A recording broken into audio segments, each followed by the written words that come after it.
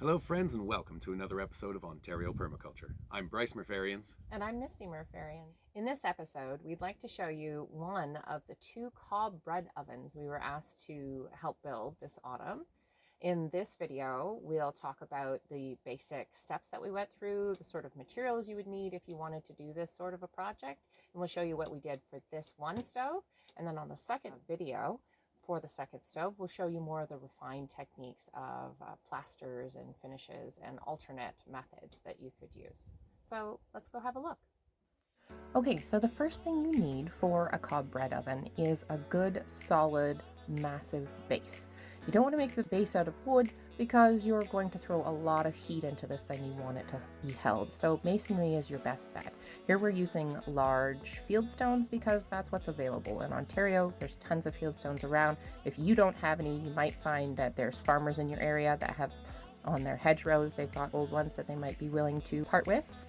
Cinder blocks and bricks also work well, but basically you want one layer that does not have cob in contact with the ground, and that's to avoid the cob wicking the moisture from the ground up into the rest of the mass.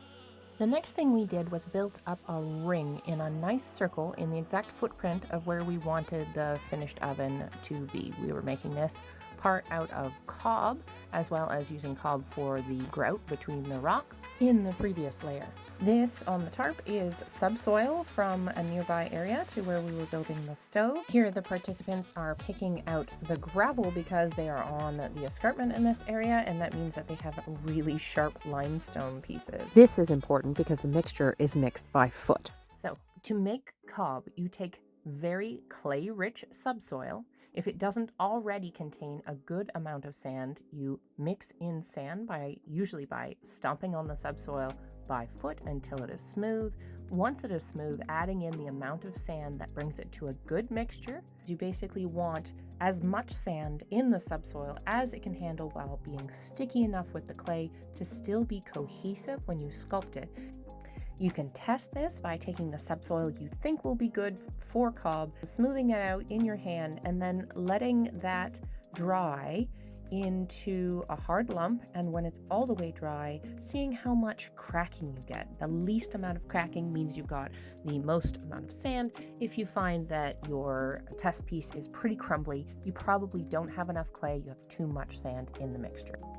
So once you have your clay all squished by foot, nice and smooth, and then you have amended it with whatever sand it needs, and you've mixed all of that in, from there, you'll be adding whatever fiber is appropriate to what you're building. For the inside of the oven, we are not putting any fiber at all because that will just carbonize and burn out when you fire the oven. But on the outer layers and the insulative layers, you're using straw.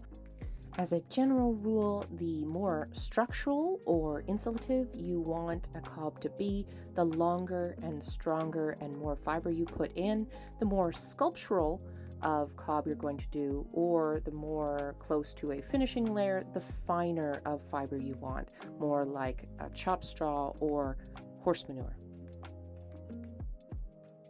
Make sure to mix in your fiber in small amounts at a time and very evenly so it's very smooth and there's no strata of fiber. Try to pull some off, and if it pulls off, you'll probably find there's a strata of straw. It needs to be mixed. Right? Feel it in your core, feel it in your core. Yeah, see? Yep, a little bit of straw there working. Boom! See? Then when you put it in, you're going to want to together, yeah.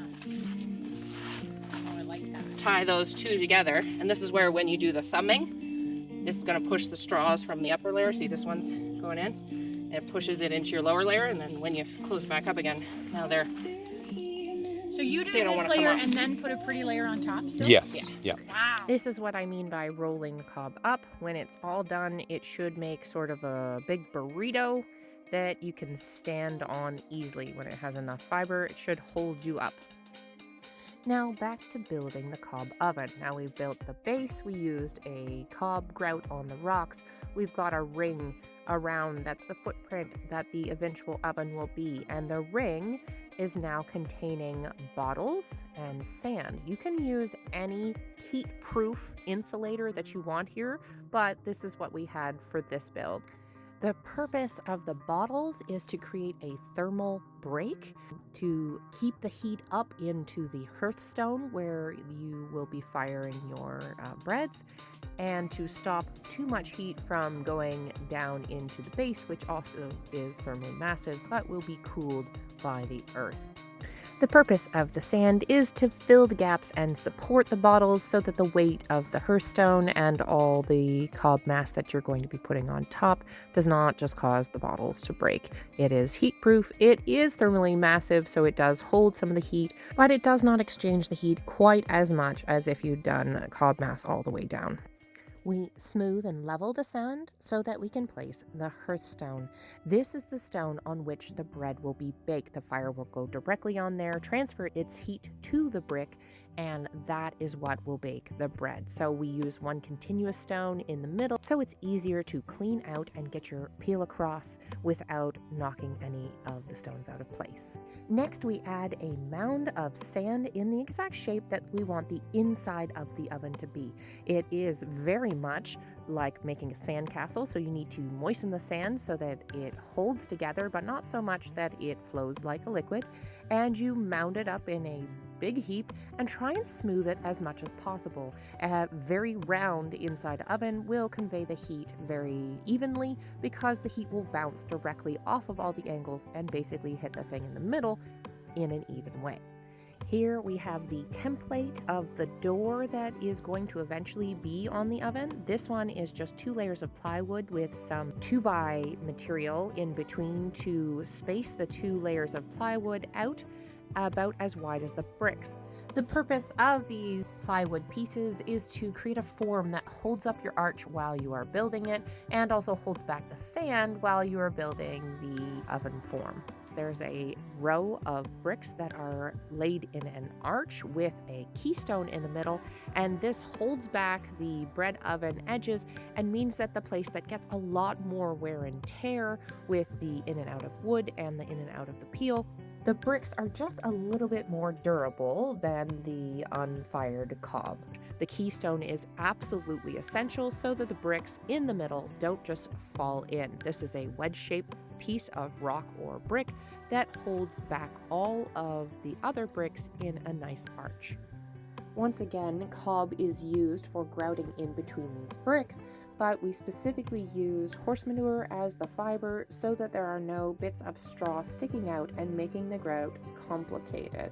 It is a good idea to put a shim of cardboard or something like that between the plywood form and the brick so that the door will release easier later. We also used a couple of tools propped into the ground to hold the form back so that the weight of the sand did not press it out and screw up the arch while it was drying.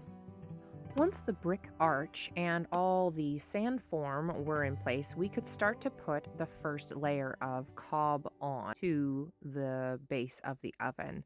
It is a little bit difficult to tie this level together because you're only working with one side of the cob. So it's important to get a nice consistency that wants to bond back to itself, to work this layer with moisture in between all of the pieces that you're putting on and making sure that you're pulling some from each lump of cob that you put on into the previous and smoothing it out as well as you can. We've added a chimney to the very front of where the oven chamber is, just behind where the brick arch is, so that the smoke can be released before it comes out at your face. You don't have to put a chimney in, but it definitely reduces the smoke that the operator of the oven has to breathe. Here, we've used an old piece of chimney pipe as a form for the inside, but you do not leave that part in because the metal will expand when heated, but cob does not. So if you embed metal inside of the cob will eventually crack off. What we do is use the chimney piece as the form, and at the end of the day when we're laying the form, we very carefully twist and pull up the chimney piece so that it's loosened before the cob dries completely. Here is where we got to by the end of the second day of work, and we left it for a few days to dry and found that there was a crack that ran along one of the seams where the cob was laid on. That's where the cob pieces were not tied together as well as they could have been. But that was not problematic because the next layer, which had the straw on it, would lay over top and create more of a structure, an arch that layer could be held up by. The next layer we added was the insulative layer, so it was full of straw as much as we could really pack in. This makes it stronger and also keeps the heat inside the oven chamber in the inner heating layer. We've poked these little holes in the cob in order to allow the moisture to escape the inside layers of cob and dry more evenly. The more of the holes you poke, the less cracks need to form in order to find routes of escape. While we were waiting for that layer to dry and set up, and before we put on the finished layer of the cob, we moved on to making a shelter for the bread oven. Ideally, you would have one before, but sometimes the work schedule doesn't allow for that, but you should attend to keeping the rain off of your cob project as much as you possibly can. In the interim, we used a tarp, and then as the structure went up, that will shelter it in the long term. Once the cob seemed set up enough around the bricks, we took the form out and began to remove the sand. Removing the sand from the inside will allow the inside of the cob to begin to dry and allow the entire cob form to set up before you put on your finishing layer. Next, we applied a finishing layer of cob. This is really well mixed and with fine fiber. We once again used horse manure because that was available on site. Extremely finely chopped straw will also work, and a variety of other small but strong fibers. This was a smoothing coat over the entire surface, filling in those little holes that we had left for the water evaporation. And then once the smoothing layer is on, you can add any manner of sculpture that you like. Just bear in mind that the sculpture will be susceptible to erosion, so you want to make sure it's kept under shelter with lots of overhang. The inhabitants of the property finished up the last of the shelter roof, and I think it came out beautiful. The oven looks lovely, and I really hope they get many years of wonderful pizzas and breads out of this build. If you would like to see this beautiful oven in person and perhaps even sample the delicious baked goods baked therein, you can book a stay at the Pretty River Inn in the Blue Mountains region of Ontario. It is a gorgeous place with lovely accommodations, lots of beautiful sights, and lovely rugged outdoor activities to do. So if you'd love to see a beautiful slice of Ontario, do book your stay there. I'm sure they'd love to have you there. Thanks so much for watching, folks. And thank you so much for liking our videos and sharing our videos. Thank you so much to everyone who subscribes to our channel, and a special thank you to all of our patrons. If you'd like to join our Patreon or our GoFundMe, please find the link down in the description below. We'd love to have you there. We appreciate you all so much. So Until very next much. time. We hope you enjoyed watching it as much as we had fun doing it. Okay, one more time.